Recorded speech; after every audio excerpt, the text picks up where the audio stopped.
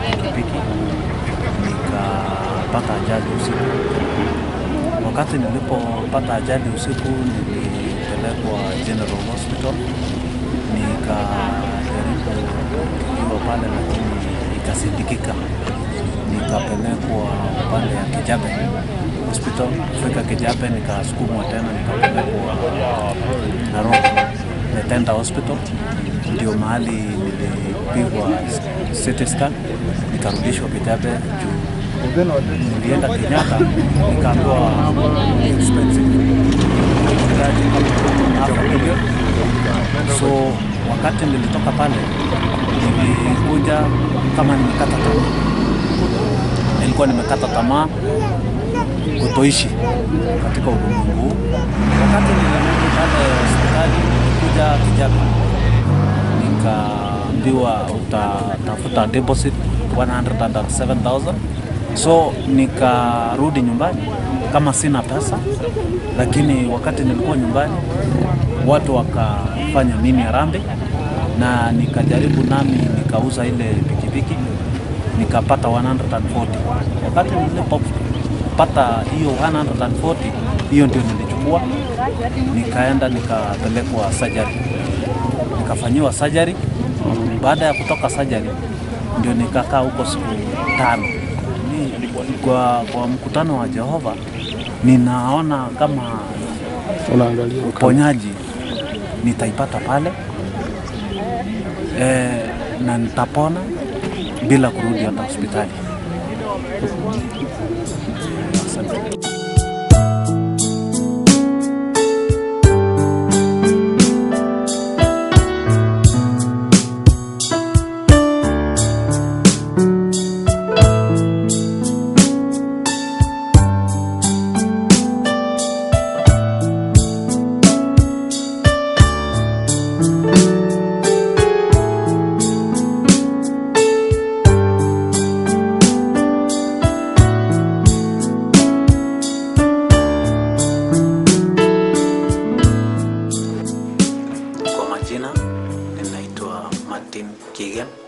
Ninatoka sehemu ya Lower Solai, Ruya Bay.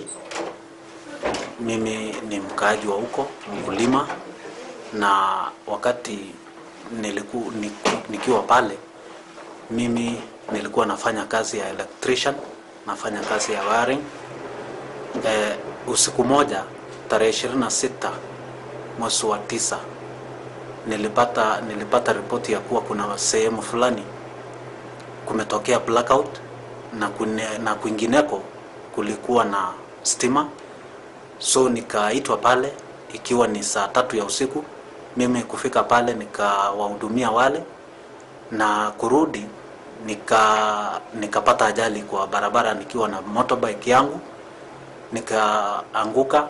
Mimi wakati nilianguka nikajisikia kama kuna kitu imefunjika, but sikuwa najua ni wapi.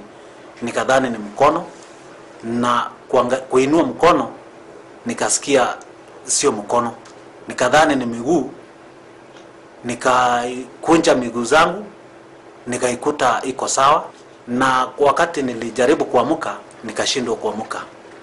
Na watoto ya Laksolai Secondary School wakitoka preps wakanipata pale kwa sababu sikujisikia tena, na wakanibeba hospitali ambayo iko karibu na hapo ambayo inaitwa Lower Solai Health Center.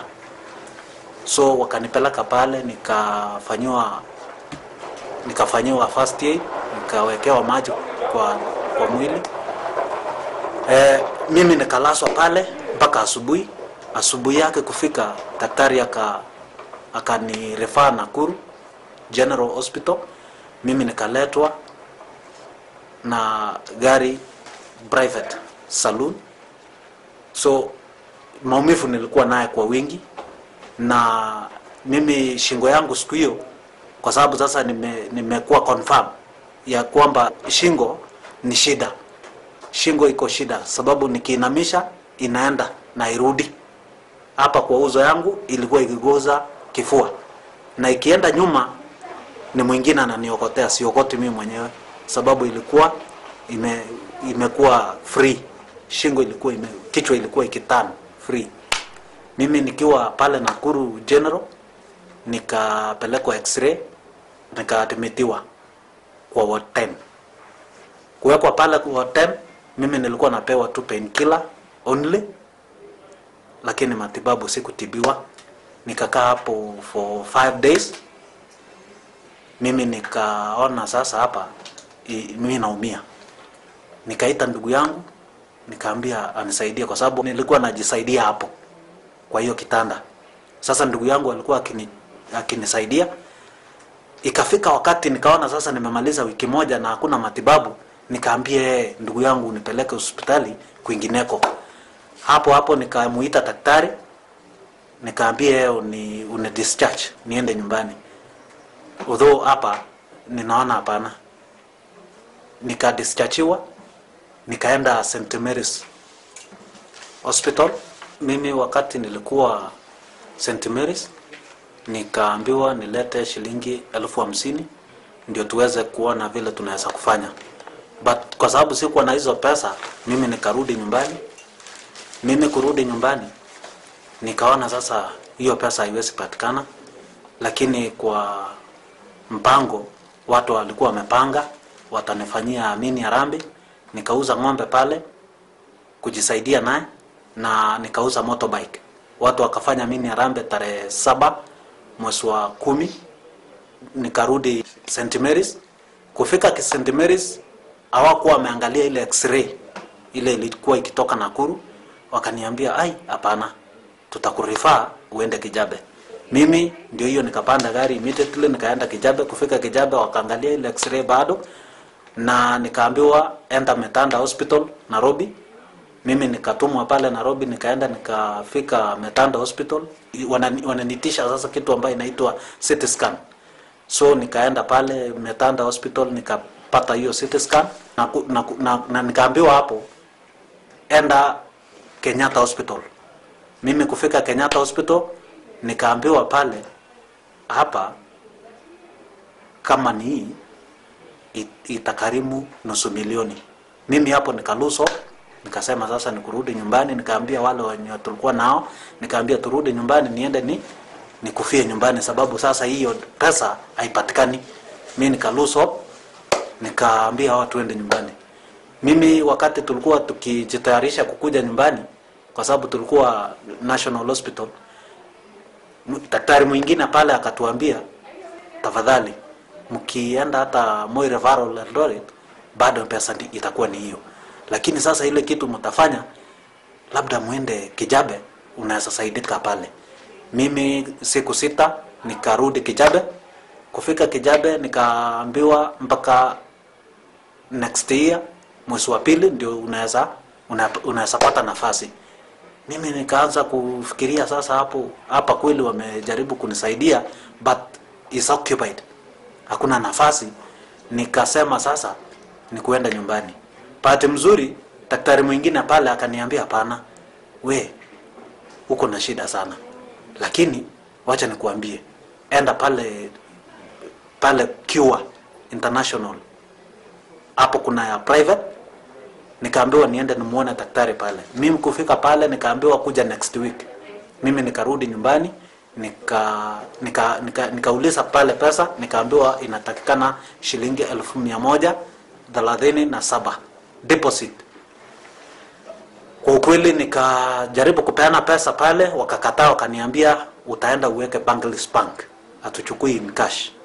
Mimi nikapembeleza hawa mpaka dakika mwisho wakakubali. Wakachukua pesa na wakaniahidi kuja tarehe 2 mwezi wa 11 ndio utakuwa umepata karum, kwa sababu hapa ni private na utafanyiwa surgery. So nikangojea, nikarudi nyumbani, nikakuja nikangoja mpaka tarehe 2. Siku hiyo sasa nilikuwa nimepewa kola.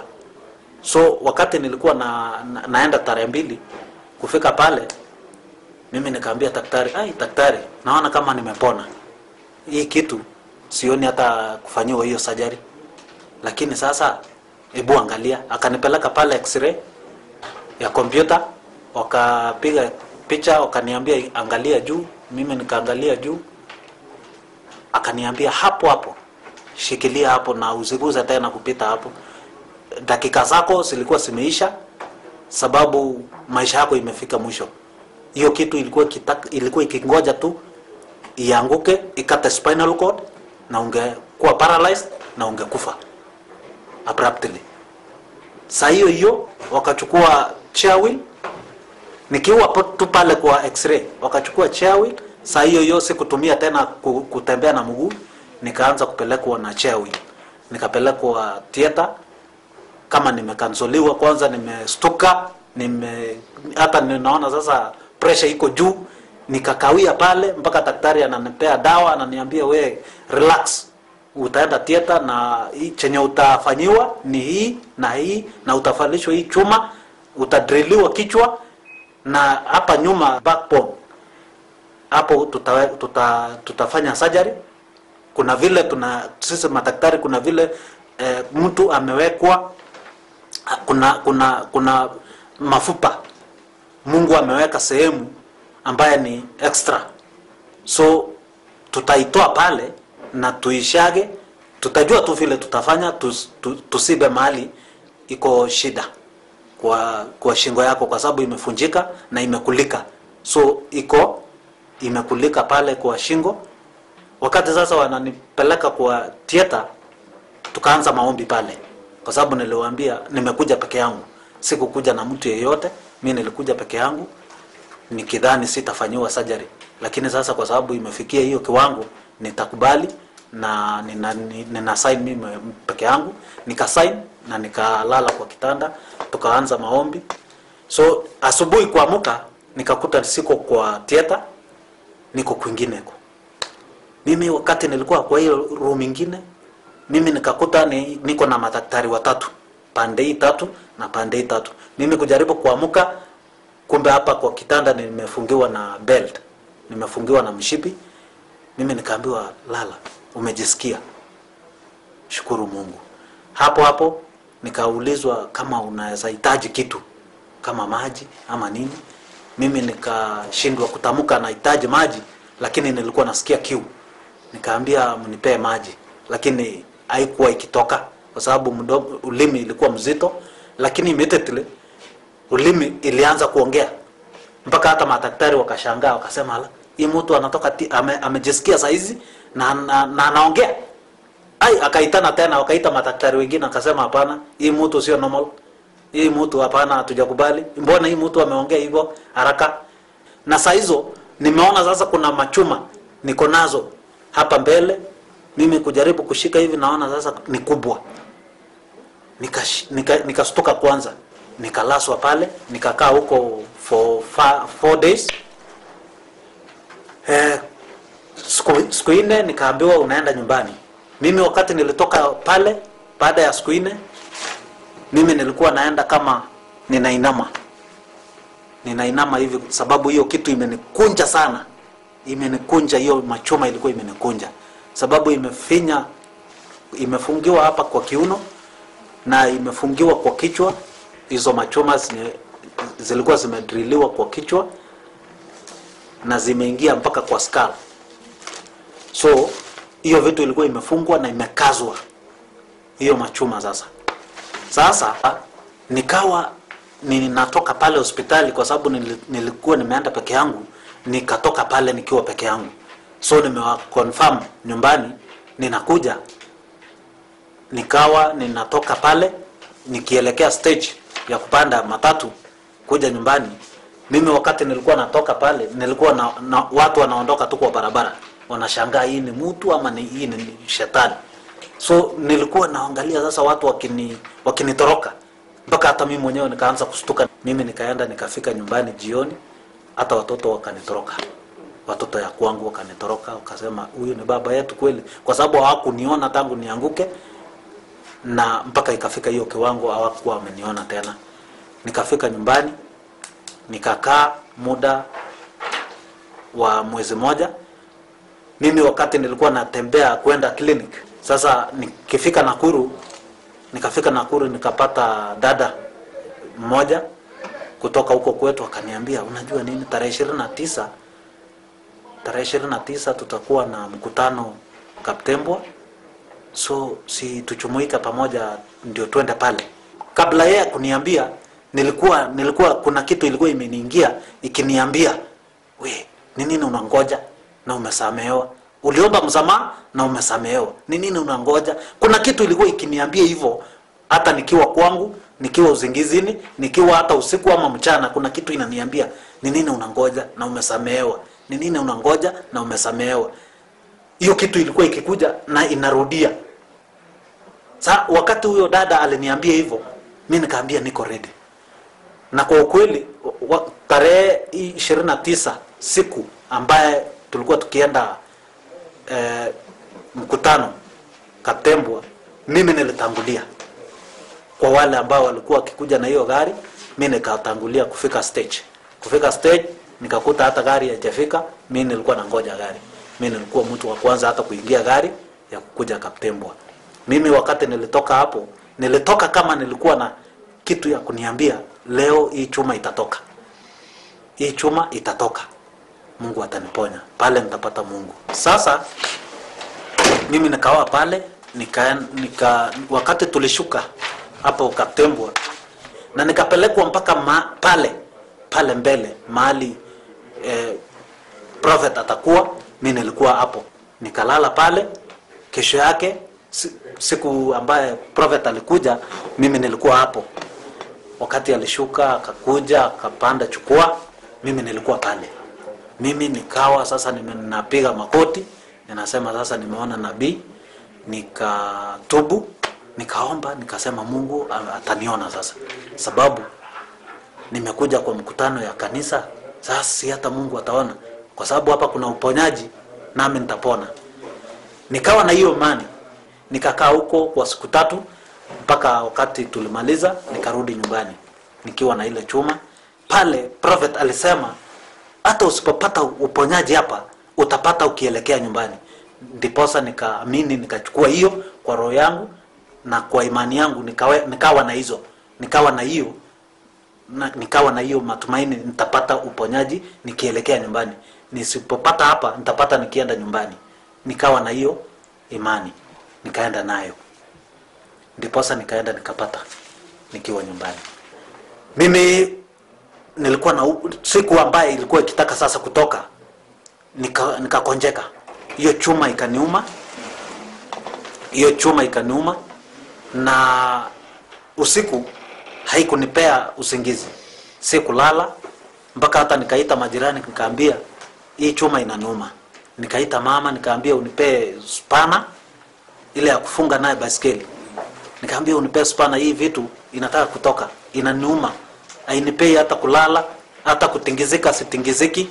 Kwa hivyo hii vitu inataka kutoka. Which means hii ni Mungu ndio anataka kutoa hii chuma. Na kweli imani ikafanyika, kwa sababu hii chuma imeniuma. Nikampigia daktari, akaniambia kuja kesho asubuhi, early in the morning. Kuja haraka sana. Lakini haikufika kesho asubuhi. Mimi usiku hiyo nikatoa. Na sikatoka. Na sasa wakati ilitoka, nikampigia daktari simu, nikaambia hiyo machuma iko chini sasa, imetoka. Akaniambia, we kichwa ni mzuri? Nikaambia kichwa wangu ni mzuri. Akaniambia kuja kesho asubuhi na ukuje na hizo machuma. Kwa ukweli nilitoka, nikaenda na hizo machuma mpaka huko hospitali Kijabe. Kufika pale nikakuta ni wasungu 5 madaktari wananingoja. Sasa kwa sababu kisungu yao ilikuwa ngumu kwangu na kwao, nikachukua mwenye atakuwa mkalemani pale, daktari mwingine ndio alikuwa akinisaidia. Sasa wasungu wakiongea, kwa sababu sisikii, hao wananiambia, wamekuuliza wakati hiyo vitu ilitoka ulisikiaje? Mimi nikaambia wakati hiyo vitu ilitoka nilisikia baridi, na nikawa sasa nimebadilika, kwa sababu hiyo vitu ilikuwa mzito na nasikia sasa niko mwepesi. Wakaniambia na nini ilifunika hiyo shimo? Sababu hiyo shimo hewa ikiingia kichwa itaruka. Sababu hiyo kwa fupa zako tulikuwa tumedrill mpaka ndani. Sasa ni nini ilifunika? Mimi nikaambia mimi sijui, hiyo ni Mungu amefanya hiyo kazi. Walishangaa na hata hawakuamini vile. mpaka wakanipeleka pale x-ray, wakapiga tena picha na wakasema la, na iko sawa hiyo, hata hewa hakuna kwa bongo ndani. Mimi nikatoka pale kama niko sawa. Lakini sasa Dr. Sakaria Kasepoi, a consultant surgeon and a urologist working at Moi Teaching and Referral Hospital. I want to read the report of Martin Kiblangat Kigen. This is a CT scan which was taken on 30th of September 2014. The findings of the CT scan. He had a transverse fracture through the base of dens, which is seen with a 4 mm posterior dislocation of the dens. This is associated with a transverse minimally displaced fracture of the anterior arc of C1 just lateral to the tubercle. No evidence of atlantoaxial dislocation. He also had a comminuted fracture of C4 spinous process and moderately displaced vertical fractures of C6 and T1 spinous processes. The spinal canal remains spacious with no evidence of spinal canal bone fragments. The spinal cord appears in the cradiovertebral junction is normal. The impression was multiple cervical spine fractures as described in the findings above. Was read by Dr. Mark J.M., consultant radiologist. So what was done to him, he was taken to theater at AIC Kua International Children's Hospital in Kijape, and they fused C1 and C2 Kali fusion. And after fusing C1 and C2, they placed hollow fist and hollow ring. This was to hold the C1 and C2 fractures vertebrae together, and was, according to him, was to stay for 6 months to allow C1 and C2 to fuse. So my opinion was that this fracture was very serious. As per the doctors, if this fractures was to compress the spinal cord, this person would have died instantly on the spot or paralyzed both upper limbs and lower limbs. The serious one was to paralyze the diaphragm, because the innervation of the diaphragm comes from up and would have paralyzed it. He could not be able to breathe. That's why it was so serious, and the doctors at Kio hospitals, when they noticed it, they took him straight to theater to fuse it to protect any further movement of the bones, which was to compress the spinal cord. So for sure this was a very serious injury. The Lord protected him, and the other miracle was that this hollow fist and hollow ring was to stay for 6 months.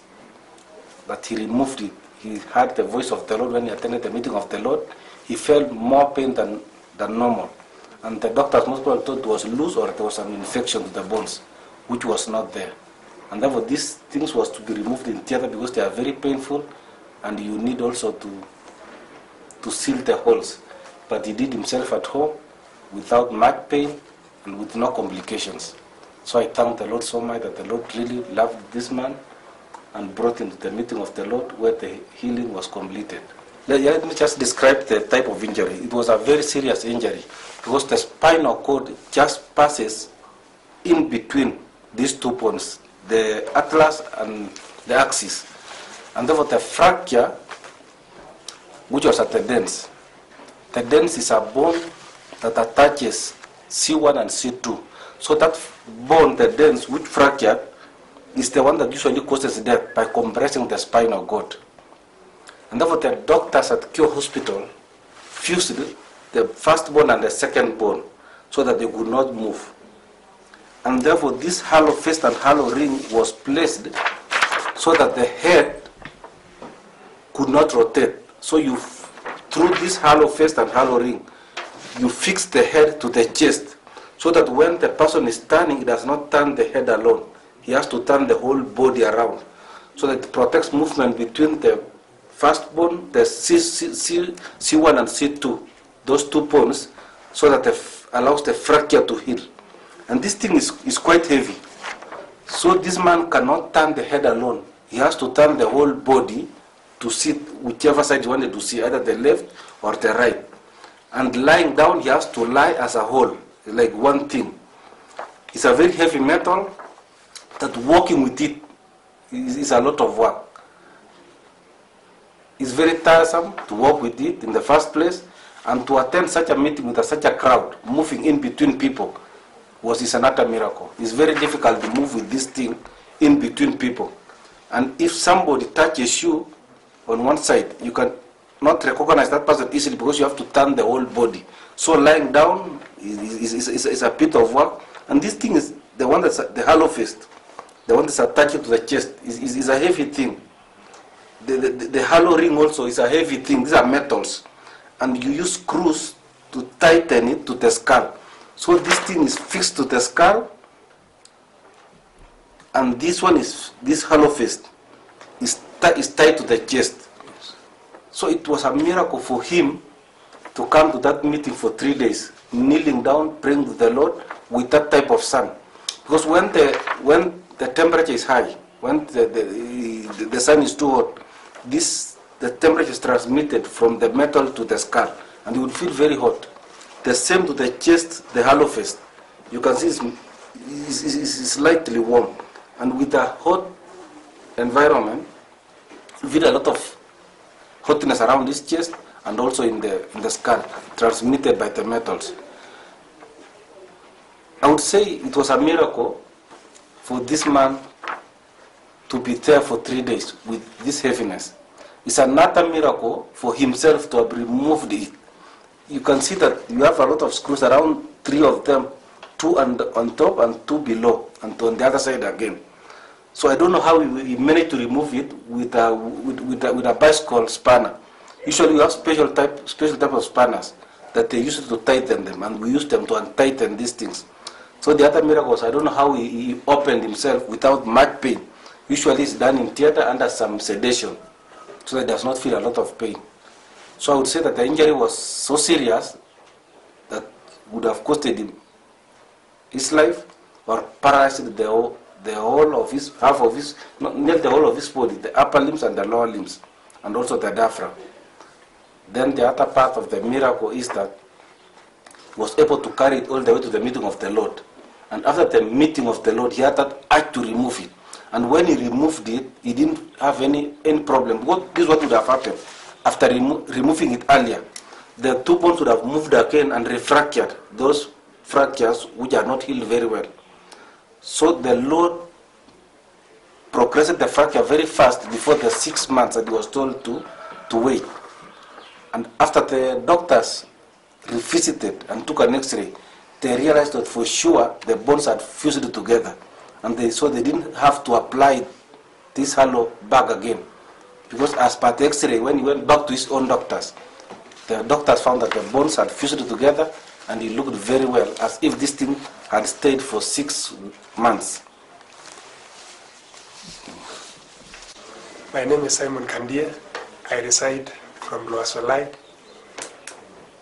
Mr. Martin Keegan is my neighbor and a very close friend of mine. So it was on that night when I found that this man got an accident in the night. So I never hesitated. I woke up very early in the morning, took my motorbike and ran to the hospital where he was admitted. So when I went there, I found that he was already on motion, being taken to hospital because he was referred to PGH Nakuru. So when I found him, he was already moving. I stopped the vehicle and I called the driver and I wanted to check on him before he is released. So when I looked at him, the neck was swollen and he had very, very severe injuries on top of the head. And when I looked at him, he could not even recognize me. He just looked at me and never recognized me. So I saw that he was in a very severe pain because the neck was swollen and he could not move his neck. He could not just even turn around. So when he came to hospital, we were receiving news, bad news anyway, because he was not attended by the doctors in the way he could be. So when we were receiving this news, we just prayed to God because we knew that this man was in great pain. We prayed to God very fast. We were fasting. We were calling on his brother who was attending him in the hospital. But the thing that gave us stress is when we were told that he was to be admitted in a very far hospital where we could not find him, and more so to undergo a surgery. A surgery that, according to me, I had never had a person undergoing such a surgery. So the most thing we did is just to pray God to help him. So when he went to Kijabe and operated and underwent that surgery, when he came home, I was the first person to visit him in the morning. And in fact, I am the first person he called when he was released. When he came out of the theater, he called me. I wondered. I received his call even crying, because I felt the pain that he was in, because by then the lungs were not used to, because he slept the whole night in the theater. So when he came out, he was eager to call me. When I heard his voice, I was almost screaming, because I thanked God very much, because I can listen to his voice. So when he talked to me, and after 4 days he came home, I rushed there very early in the morning, but it was wonder when I saw him. He was as if he was carrying hardware. So when I saw him, I was I was really saddened. But I knew one thing, that God is there for him and he was going to save him. So I wanted just to tell the viewers and the listeners that the pain that Mr. Kigen went through you could not see him this way if you saw him in the first place. Because when this guy went through all these things, he had such a stress that no one could just believe it. Nakumbuka siku moja nilipotembelea watoto wake nyumbani, watoto wake walikuwa tu wamemsogea hapo, wanamwangalia, baba, huyu ni baba kweli? Huyu ni baba? Nilishangaa. Lakini kitu kimoja nakumbuka, niliambia huyu ndugu yangu, kwa sababu alinipigia simu asubuhi ya kwamba niko na uchungu sana. Nikaenda nilimwambia kitu kimoja, ndugu yangu, Mungu yuko. Na Mungu ambaye alikurudisha kutoka hospitalini ndiye atakayekuchunga mpaka saa hizi, mpaka utakapopona. So ile shida ambayo huyu ndugu alipata sana kule nje ni watu. Akifika center, kila mtu anashangaa. Huyu ni kama mnyama, si kama binadamu. Amebeba vyuma. Nilimwambia huyu ndugu yangu, sidhani kama kuna mtu ashafanywa matibabu kama haya in Nakuru County. Ilikuwa ni mshangao. Lakini nashukuru Mungu kwa kitu kimoja, kwa sababu Mungu huwa anafanya njia nyingi kumleta mtu karibu na yeye. Huyu ndugu yangu, nilishukuru Mungu sana wakati aliniambia amemrudia Mungu. I was very grateful to God, kwa sababu ile shida yenye alipata ilimuleta kwa Mungu. Na Mungu naye alipoona unyenyekevu wa moyo wa huyu, alimkaribisha na akamponya. Maajabu, aliponipigia simu siku ati chuma zimetoka, mimi sikuamini. Mimi nilikimbia asubuhi, nikaenda nikamwangalia, nikasema na kweli ndugu yangu amepona. So nilikuwa tunataka niseme ya kwamba kwa ushuhuda ambao ndugu ametoa ni ukweli, alipitia machungu. Na ninataka kuambia kila mmoja ambaye anasikiliza na anayetazama ya kwamba Mungu ambaye aliumba mwanadamu anaweza kumuunganisha mwanadamu kwa kila njia ambaye anataka. Na kitu ambacho ningependa kusema pia ni kwamba hakuna uchungu au hakuna shida ambayo itamshinda Mungu wetu. Neno tu ni kwamba kila mtu muamini Mungu, tegemea Mungu, kwa sababu yeye ndiye anashikilia maisha ya mwanadamu. Asante sana.